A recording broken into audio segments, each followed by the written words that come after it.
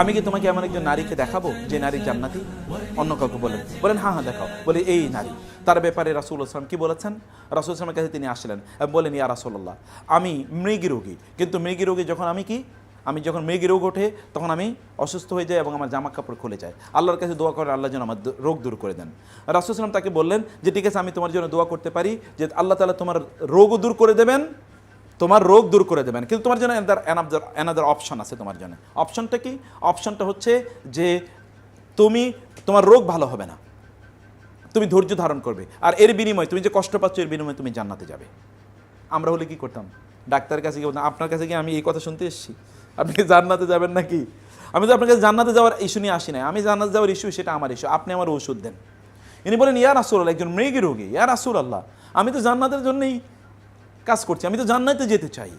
ঠিক আছে, আমার ওষুধ ভালো হওয়া লাগবে না, আমাকে জান্নাতে, আমি যেন জান্নাতে যেতে পারি, আপনি আল্লাহর কাছে দোয়া করেন আমি যেন জান্নাতে যেতে পারি। তবে ইয়া রাসূলুল্লাহ, একটা জিনিস আমি চাই, তা হলো আপনি আল্লাহর কাছে দোয়া করেন আমি মৃগী রোগে আক্রান্ত হলে আমার যেন জামা কাপড় না খুলে যায়, আমি যেন ওয়ালা আতাকাশাফ, হাদিসের শব্দ, সহিহ হাদিস, ওয়ালা আতাকাশাফ, আমার যেন জামা কাপড় না খুলে যায়।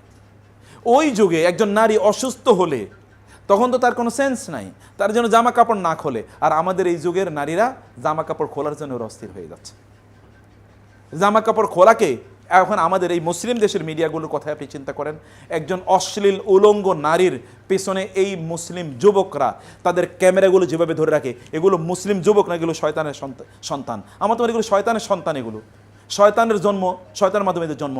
অন্যথায় কিভাবে সম্ভব এটা? মুসলিম যুবকরা এরকম অশ্লীল নারীর ছবি তোলার জন্য এরকম হন্য হয়ে পড়ে। আপনারা দেখেছেন কেন বাংলাদেশের এক অশ্লীল নায়ক যখন বাংলাদেশে কয়েকদিন আগে আসলো, একজন হিজাব পরা একজন নারী, আপনি দেখেছেন আমি জানি না, একজন হিজাব পরা নারী এয়ারপোর্টে, সেখানে তো বহু শত শত যুবকরা সেখানে গিয়েছে তাকে আনার জন্য, স্বাগত দেওয়ার জন্য। একজন মেয়ে, ইয়াং লেডি, নিশ্চয়ই কোনো স্কুল কলেজ ইউনিভার্সিটিতে পড়ে, হেজাব পড়া, সে সেখানে তার দৃষ্টি আকর্ষণ করার জন্য যে Khan, mister Khan I love you, mister Khan I love you, এবং সেও তখন বলছে I also love you, I love you too. এটা কোনো মুসলমানের ক্যারেক্টার হতে পারে?